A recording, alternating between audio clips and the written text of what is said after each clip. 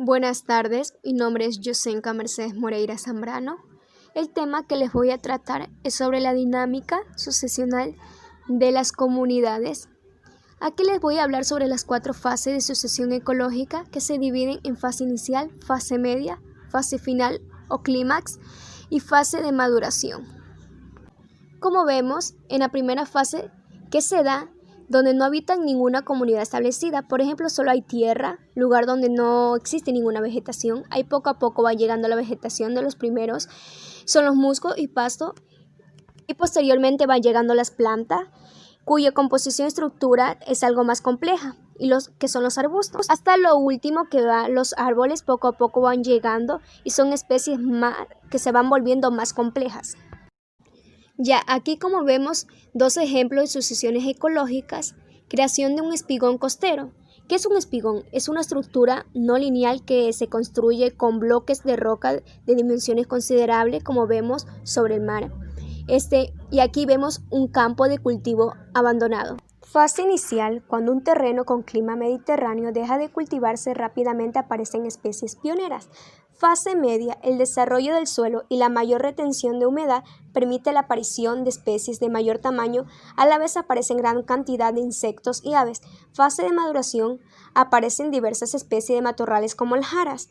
Fase final o clímax, se llega cuando las enzimas y la vegetación asociada están totalmente desarrolladas y existen faunas complejas. Sucesión ecológica de un espigón costero.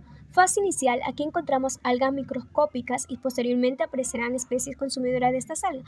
En la fase media, entre ellas aparecerán los celenteros como las anémonas pequeñas, crustáceos y otros pequeños depredadores.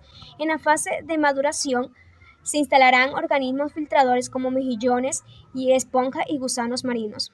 Fase final o clímax, aparecerán algas de gran tamaño como las pardas y depredadores como estrellas. En la fase de maduración, se instalarán organismos filtradores como mejillones y esponjas y gusanos marinos.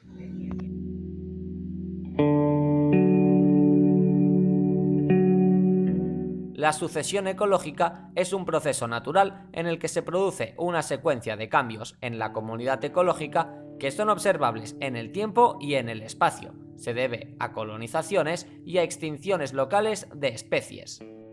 El ecosistema formado al final de la sucesión se denomina clímax. Esta etapa representa la madurez de la comunidad, o sea, cuando permanece durante muchos años estable y está bien desarrollado.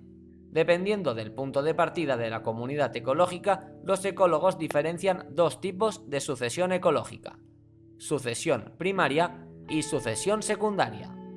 La sucesión primaria es aquella que se desarrolla en un biotipo virgen, es decir, una zona carente de una comunidad preexistente, como ocurre en las dunas, nuevas islas volcánicas, retroceso de glaciares, etc. Es poco frecuente. Por otro lado, la sucesión secundaria aparece cuando ha habido una sucesión regresiva en el ecosistema. Esto quiere decir que se ha destruido el ecosistema que existía y, por lo tanto, debe iniciarse el proceso de sucesión ecológica.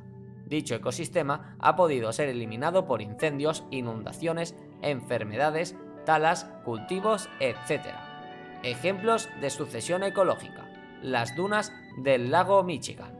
Tras finalizar la última glaciación, los glaciares que cubrían los grandes lagos se fueron retirando y dejaron al descubierto grandes dunas. Estas dunas son grandes formaciones de arena que se acumulan en la orilla de los lagos.